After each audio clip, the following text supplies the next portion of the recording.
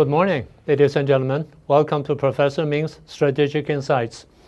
A few days ago, a piece of news caught my attention, saying that some American politicians raised a question. They are questioning the feasibility of America defending Taiwan. After all, Taiwan is so small and so far away from the United States. Should the United States risk the war against Communist China and to defend Taiwan? Well, I believe that to some Americans, this is a question. Instead of cutting directly into the question, let me shift your attention to a seemingly irrelevant piece of news. In July, early July, Mr. Wang Yi, Foreign Minister of Communist China, who visited Brussels and met with the High Representative of EU's Foreign Affairs and Security Policy, EU's Foreign Minister, Ms. Kaja Kallas. They covered a wider range of topics, this and that. But when it comes to the question of the war in Ukraine, Wang Yi says something which shocked the entire European community. Wang Yi says that China cannot accept that Russia is defeated in the Ukraine war. Because if this is the case, that the United States will turn its full attention to Asia and try to confront China, Communist China. The news was first released by Hong Kong's South China Morning Post. And like I said, it shocked the Europeans because it runs contrary to PRC's previous position, at least the official position on the issue. The question is, why the change and why the big change? Well, let me tell you, it has to do with Taiwan and it has to do with the United States. We have repeatedly reminded you that Beijing does not want to see the war in the Ukraine coming to an end. Although verbally they keep telling us how much they love peace and how much they support peace and how much they try to push the war to a conclusion and this and that. And they keep condemning the United States of prolonging the war by providing weapons to Ukraine. Well, we all know that they're lying. They try to cover up their true position on the issue, and they put all the blames on the United States. So let's go back to the question. Why doesn't Communist China want to see the war coming to an end? Well, like I said, there's a grand strategy behind the whole thing. They want to use this grand strategy to tackle Taiwan, Japan, and eventually the United States. Remember the windows of opportunity as they perceived. If the war in Ukraine prolonged long enough, the war will exhaust the United States, European countries, and even Russia. It will drain down their national capabilities, and China will eventually become the #1 powerful country in the world. And that's the first window. The second window is the war in the Middle East. If the war in the Middle East escalated to the extent of becoming a major war, the sixth war in the Middle East, then there will be another opportunity for Communist China. The third window is, of course, the presidential election in Taiwan in 2024. The last window is the United States presidential election in 2024. By now that we can see that in their eyes, in the eyes of Beijing, these windows are closing up one after another, and which makes them very anxious. So they're plotting next step or next steps. As we all know, that Communist China has been preparing for war for a long time. Well, they want to invade Taiwan and take over Taiwan. But in order to achieve that purpose, they may have to deter both Japan and the United States from coming to Taiwan's assistance. Then, in order to achieve that purpose, they have to manage the battlefield in advance. And the way to manage the battlefield is to fight a cognitive warfare. And this war of cognition has already begun. And there are three main targets in Beijing's plan of this cognitive war. The first one is, of course, Taiwan. For Taiwan, they want to divide us up from the inside. They want to undermine or to weaken our will to resist. And they want to eliminate or at least to reduce help from the outside, for instance, from Japan and from the United States.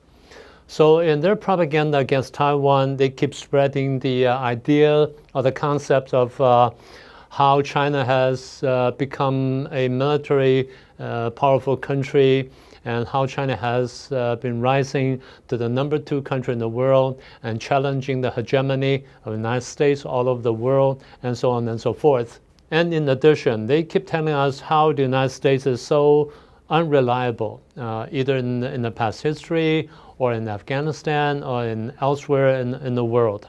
How the United States is so unreliable and undependable. So is Japan. So when it comes to a war against mainland China, against communist China, and neither Japan nor the United States will come to Taiwan's help. So Taiwan will be isolated and Taiwan will be defeated for sure. So the best way to do that is to surrender, to accept the so-called one country, two system formula offered by Beijing. And that's a basic direction of their cognitive warfare against Taiwan. The second target is Japan. And for Japan, they keep telling the Japanese how unreliable the United States has been. Well, some Japanese will buy that. And how they should oppose war, because war has caused so much damage to Japan and to Japanese people, and how they should oppose the development of nuclear weapons in Japan, and so on and so forth.